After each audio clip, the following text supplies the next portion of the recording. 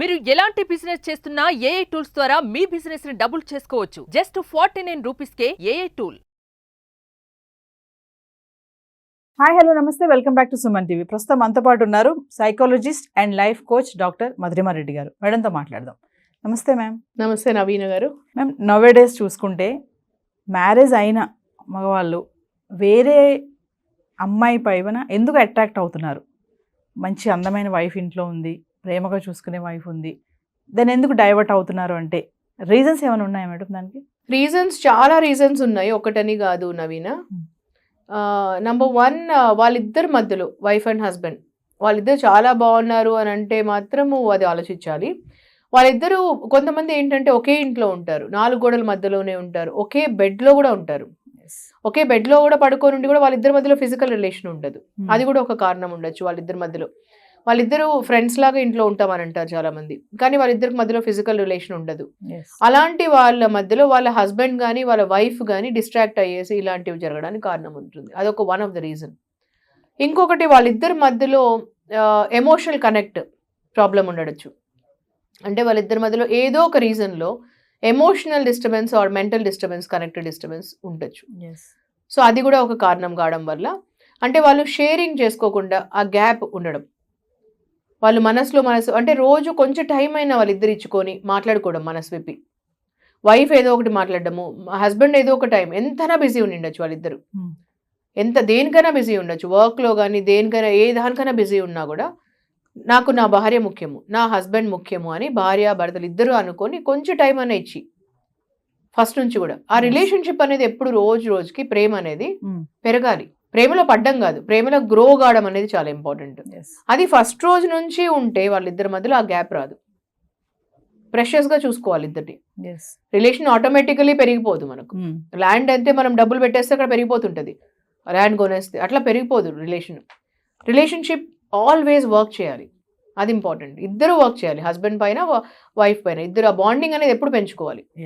అలా గ్యాప్ పెట్టుకుంటే కూడా ఇలాంటివి డిస్ట్రాక్షన్స్ జరుగుతున్నాయి. ఇప్పుడు హస్బెండ్ వేరే అమ్మాయి పైన డైవర్ట్ అవుతున్నారు అంటే వైఫ్ది కూడా ఏమైనా మిస్టేక్ ఉంది అంటే ఏం చెప్తారు? అంటే కొన్ని చోట్ల ఉంటున్నాయి ఇలాంటివి. వైఫ్ది కూడా అంటే ఆ గ్యాప్ ఇచ్చేసేసి వాళ్ళు ఏదో ఒక కారణం వాళ్ళు డైవర్స్ తీసుకోకుండా, మేబీ పిల్లల కారణం ఉండొచ్చు, లేదంటే ఏదో కారణం ఉండొచ్చు, వాళ్ళకి సొసైటీ కారణం ఉండొచ్చు, దేని వలన ఉండొచ్చు, అన్హ్యాపీనెస్ వలన ఉంటారు 4 గోడల మధ్యలో ఇట్లా.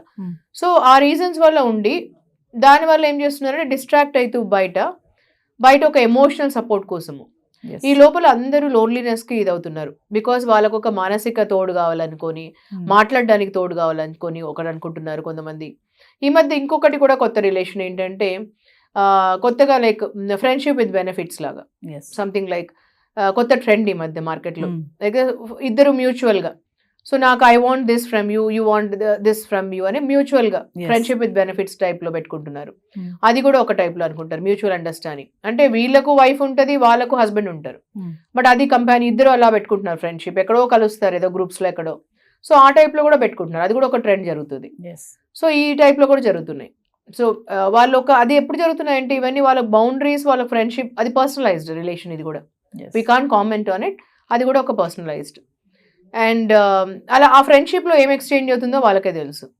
అది ఎక్స్ట్రా మ్యారిటల్ అఫైర్స్ అవుతున్నాయా లేకపోతే ఏం అవుతున్నాయని వాళ్ళకే తెలుసు. సో వాళ్ళు ఇప్పుడు ఇంట్లో ఆ గ్యాప్ ఎక్కడైతే వస్తుందో ఆ కంపానియన్షిప్లో, ఫిజికల్ గ్యాప్ వచ్చినా, ఎమోషనల్ మెంటల్ గ్యాప్ వచ్చినా అది బయట ఇది అవుతుంది. మెయిన్గా చూసుకుంటే వైఫ్స్ చాలా మంది, మనం ప్రీవియస్ ఒక వీడియో కూడా చేసాము, ఈ ఫిజికల్ రిలేషన్షిప్కి దూరం పెడతారు, అంటే అలగడం అనేది ఇక్కడ చూపిస్తారు బాగా కదా. ఇది కూడా వేరే వాళ్ళకి అట్రాక్ట్ అవ్వడానికి ఒక రీజన్ అంటారా? డెఫినెట్లీ. వాళ్ళు ఇప్పుడు చాలా మంది ఏం చేస్తారు అని అంటే, ఇప్పుడు ఏదో ఒక ఈగో అని మీరు ఇందాక అడిగారు కదా ఒక క్వశ్చన్, ఈగో ఎక్కువ ఉంటే మేడం ఏం చేస్తారు అని. ఈగో ఉండే వాళ్ళు త్వరగా క్షమించరు, వాళ్ళు క్షమించరు, తర్వాత ఎప్పుడు సారీ చెప్పరు, వాళ్ళు ఫర్గివ్ చేయరు, ఫర్గెట్ చేయరు, మైండ్లోంచి తీసేసారు అది జరిగిన దాన్ని, అది అలాగే పట్టుకుంటారు. లాస్ట్ మంత్ అయినా లాస్ట్ ఇయర్ అయినా మైండ్లోనే ఉంటుంది అది. అప్పుడు ఏమవుతుంది అని అంటే వాళ్ళ మధ్యలో గ్యాప్ పెరుగుతుంది. ఇప్పుడు ఏది జరిగినా కూడా నా హస్బెండే, నా వైఫే అనే ఫీలింగ్ ఉంటే వాళ్ళ మధ్యలో, అది అయిపోయిన తర్వాత మరి కొత్తదనం వస్తుంది వాళ్ళిద్దరి మధ్యలో, మరి ఆప్యాయత వస్తుంది, ప్రేమ వస్తుంది, మంచిగా ఉంటారు వాళ్ళిద్దరు. అది లేదు అని అంటే వాళ్ళిద్దరి మధ్యలో ప్రాబ్లమ్స్ వస్తాయి. ఆ ప్రాబ్లమ్స్ వచ్చినప్పుడు ఏమవుతుందంటే బయట డిస్ట్రాక్షన్స్ అయిపోయి అప్పుడు బెడ్ టైంలోకి వచ్చేసరికి వాళ్ళు నేను చూస్తా నీకు అని వాళ్ళు డిస్టెన్స్ చేస్తారు. సెక్స్ అనేది ఫిజికల్ రిలేషన్షిప్ డిస్టెన్స్ చేస్తారు వాళ్ళు. అది కావాలని నాకు ఇష్టం లేదు, నాకు మూడ్ లేదు, నీపైన నాకు ఎమోషన్స్ లేవు, నీపైన నాకు ఫీలింగ్స్ లేవు, ఇలాంటివి ఓపెన్గా చెప్తారు. ఓపెన్గా చెప్పి కొన్ని రోజులు నాకు వద్దు అని చెప్పేస్తారు డైరెక్ట్గా. ఇప్పుడు వద్దని చెప్పి బ్లంట్గా ఓపెన్గా చెప్పినప్పుడు ఏమవుతుందంటే, అప్పుడు డైరెక్ట్గా చెప్పినప్పుడు ఇప్పుడు సెల్ఫ్ ఎస్టీమ్ ఉన్నా, ఈగో ఉన్నా, ఏదున్నా కూడా, ఈగో ఉండే మగవాళ్ళకైనా ఏదున్నా కూడా అహం అడ్డమవుతుంది వాళ్ళకు కూడా, అహం అడ్డొస్తుంది ఇంకా. అప్పుడు దాని నుంచి అక్కడ హర్ట్ అవుతారు, ఇద్దరు హర్ట్ అవుతారు, మగవాళ్ళు హర్ట్ అవుతారు, వీళ్ళు హర్ట్ అవుతారు, వీళ్ళు క్షమించలేరు ఆడవాళ్ళు. సో మగవాళ్ళు అక్కడ హర్ట్ అయిపోయి అది గ్యాప్ పెరిగిపోతుంది. ఇప్పుడు వీళ్ళపైన బ్లేమ్ వేస్తూ అప్పుడు వాళ్ళు కావాలని కూడా అప్పుడు అహం ఇప్పుడు అడ్డం వచ్చి నువ్వు ఇలా చేసావు కాబట్టి కూడా చూసుకునే వాళ్ళు ఉంటారు బయట. నువ్వు ఇలా చేస్తున్నావు కదా నాకు ఇంట్లో, అందుకని కూడా చూసుకునే వాళ్ళు కూడా ఉంటారు బయట. సో దీని వల్ల కూడా జరుగుతున్నాయి బయట. ఇంకా చాలా మంది మేడం పిల్లలు పుట్టిన తర్వాత కూడా ఇంట్రెస్ట్ చూపించరు, అది కూడా ఒక రీజన్ అనుకోవచ్చా? పిల్లలు పుట్టిన తర్వాత of course some health issues ఉంటే కొంతమందికి ఉంటుంది, కొంతమందికి ఏముంటుంది అని అంటే హెల్త్ ఇష్యూస్ ఒకటే కాదు, కొంతమందికి కొన్ని రోజులు టైం కావాల్సి వస్తుంది. That is also one of the reason. ఇమీడియట్గా పిల్లలు పుట్టిన తర్వాత ఏమవుతుంది, అందుకని హస్బెండ్ కూడా రోల్ చాలా ఉంటుంది. హస్బెండ్ రోల్ కూడా ఇప్పుడు పేరెంట్స్ కావడానికి హస్బెండ్ ఎంత ఇంపార్టెంటో తర్వాత కూడా వాళ్ళిద్దరు బాండింగ్ ఇంపార్టెంట్. కిడ్ని పెంచడంలో కానీ, కిడ్ని చూసుకోవడంలో కానీ హస్బెండ్ అండ్ వైఫ్ ఇద్దరు కలిసిమలిసి అన్నిట్లో చూసుకుంటే, ప్రతి దాంట్లో కూడా togetherness, bonding, emotional bonding. Even చైల్డ్ని కూడా మదర్ కొన్ని చేస్తే ఫాదర్గా హస్బెండ్ కూడా చేస్తే, పిల్లలకి స్నానం చేపియచ్చు, చిన్నప్పుడు పిల్లలకి హస్బెండ్ కూడా చేపియచ్చు.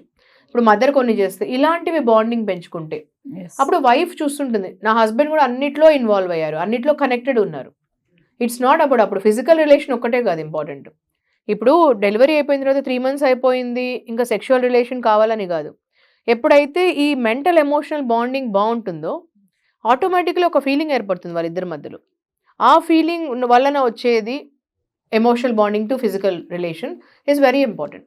అది లేకుండా ఒట్టిగా ఫిజికల్ రిలేషనే కావాలనుకుంటున్నారు కాబట్టి చాలామంది అక్కడ ఇష్యూ వస్తుంది, అక్కడ గ్యాప్ వస్తుంది చాలామంది. అందుకని అట్లాంటి వాళ్ళకు కొంతమందికి వద్దనిపిస్తుంది, ఉమెన్కి నాకు ఫిజికల్ రిలేషన్ ఇష్టం లేదు, వద్దు అని అంటున్నాను, కొన్ని రోజులు గ్యాప్ కావాలి అని అంటున్నారు. కొంతమంది సమ్ మెడికల్ ఇష్యూస్ ఉండడం వల్ల, గైనిక్ ఇష్యూస్ ఉండడం వల్ల డెలివరీలో కానీ తర్వాత ప్రెగ్నెన్సీ తర్వాత కూడా వాళ్ళు కూడా గ్యాప్ తీసుకుంటున్నారు during health issues. Maybe 6 months gap తీసుకుంటున్నారు, 8 months, 9 months or like that. ఇంకోటి మేడం ఫైనల్గా అంటే టైం స్పెండ్ చేయకపోవడం కూడా ఒక రీజన్ అంటారా? ఇద్దరు అనుకున్నట్టుగా వైఫ్ అండ్ హస్బెండ్ ఇద్దరు జాబ్ చేస్తున్నారు, ఇద్దరు కూర్చొని మాట్లాడుకునే టైం లేకుండా ఉండడం వల్ల హరీ బరీ లైఫ్ ఇలా ఉండడం కూడా ఒక రీజన్ అనుకోవచ్చా డైవర్ట్ అవ్వడానికి? డెఫినెట్లీ, ఎందుకంటే బికాస్ ఇద్దరు ట్రావెల్ చేసుకుంటూ ఇద్దరు బిజీగా ఉండి ఎమోషనలీ వాళ్ళు గ్యాప్ ఇచ్చేసి ఇద్దరు. ఇప్పుడు ఎంత బిజీగా ఉన్నామా, ఇప్పుడు ఎంతనా ఇద్దరు బిజీగా ఉన్నా కూడా ఎమోషనలీ కనెక్టెడ్ ఉండాలి ఫ్యామిలీతో. ఇప్పుడు ఎవ్రీడే కొంతసేపైనా కనెక్టెడ్ ఉండాలి, అట్లీస్ట్ ఏ కాల్, ఒక మెసేజ్. ఎక్కడైనా ఉండొచ్చు హస్బెండ్ వైఫ్, ఇప్పుడు ఏ కంట్రీలోనే ఉండొచ్చు ట్రావెల్ చేస్తూ. ఒక husband and wife connected is emotional connect. ఎలా ఉన్నావు, భోంచేసావా, ఇట్లా అడగడం కూడా కనెక్టే కదా. ఎంతసేపు పడుతుంది అది అడగడానికి? హస్బెండ్కి ఎంతసేపు పడుతుంది, వైఫ్కి ఎంతసేపు పడుతుంది ఎక్కడున్నా ఉన్నా కూడా హస్బెండ్కి వైఫ్కి అడగడానికి, హస్బెండ్ వైఫ్ని పిల్లల్ని అడగడానికైనా కూడా ఆ emotional connect and bond is very important. So ఫైనల్గా ఒక పాయింట్ చెప్పండి మేడం, పెళ్ళైన మగవాళ్ళు డైవర్ట్ అవ్వడానికి ముఖ్య కారణం ఏంటంటే మీరేం చెప్తారు ఫైనల్గా? డెఫినెట్లీ వాళ్ళకి ఫస్ట్ ఆఫ్ ఆల్ వాళ్ళకే లస్ట్ డ్రివెన్ ఉండడం ఒక కారణం. ఇప్పుడు ఎవరికైనా మగవాళ్ళకైనా ఆడవాళ్ళకైనా మైండ్లో లస్ట్ డ్రివెన్ ఉంటే అది లస్ట్ ఒక్కరితో సాటిస్ఫై కాదు. సో లస్ట్ డ్రివెన్ ఉండే వాళ్ళకి ఏం చేసినా అది లస్ట్ డ్రివెన్ అవుతుంది, అది డైవర్ట్ అవుతారు. సో నెక్స్ట్ థింగ్ ఇస్ వాళ్ళకు ఒకవేళ నచ్చకుండా పెళ్లి చేసుకుంటే, ఇప్పుడు ఒకరిని ప్రేమిస్తారు, ఒకరిని పెళ్లి చేసుకుంటారు, అమ్మాయి అయినా అబ్బాయి అయినండి, ఒకరిని ప్రేమిస్తుంటారు ముందు, వాళ్ళనే పెళ్లి చేసుకోరు. ఇప్పుడు ఎవరిని ప్రేమిస్తున్నారో వాళ్ళనే పెళ్లి చేసుకుంటే అది రాదు. ఒకరిని ప్రేమిస్తారు, ఒకరిని పెళ్లి చేసుకుంటారు, పెళ్లి చేసుకున్నా కూడా కొన్ని రోజుల తర్వాత వాళ్ళకి మైండ్ డిస్ట్రాక్ట్ అవుతుంది, అక్కడ సాటిస్ఫాక్షన్ ఉండదు వాళ్ళకి, హ్యాపీనెస్ పెళ్లి తర్వాత, పిల్లలు పుట్టిన తర్వాత కూడా. సో అప్పుడు మైండ్ డిస్ట్రాక్షన్ ఉంటుంది. ఆ మైండ్ డిస్ట్రాక్షన్ ఉన్నప్పుడు మరి మైండ్ ఎతుకుతూ ఉంటుంది, ఎవరికి కనెక్ట్ అవుతాము, ఎవరికి కనెక్ట్ అవుతాము మనం అని. ఆ కనెక్ట్ అయినప్పుడు డిస్ట్రాక్షన్ అవుతుంది, దీనివల్ల అవుతుంది. ఇంకోటి థర్డ్ది, హస్బెండ్ అండ్ వైఫ్ మధ్యలో ఏ ఎమోషనల్ గ్యాప్ ఉన్నా, ఏ ఫిజికల్ గ్యాప్ ఉన్నా, ఏ మెంటల్ గ్యాప్ ఉన్నా వాళ్ళ మధ్యలో ఆ లోన్లీనెస్ ఏర్పడినప్పుడు అప్పుడు మనసు ఎతుకుతూ ఉంటుంది వాళ్ళకి. వాళ్ళు లైక్ మైండెడ్, వాళ్ళలాంటి వాళ్ళు ఎవరు ఉంటారు, ఎవరితో షేర్ చేసుకోగలుగుతా నేను, ఇలాంటివి అనుకుంటుంది. సో అలాంటి వాళ్ళకు కూడా ఇట్లాంటివి అవుతున్నాయి. అక్కడ ఫస్ట్ నార్మల్ కనెక్ట్ అవుతారు ఎక్కడో చోట, దాని తర్వాత వాళ్ళు ఫిజికలీ కనెక్ట్ అవుతారు.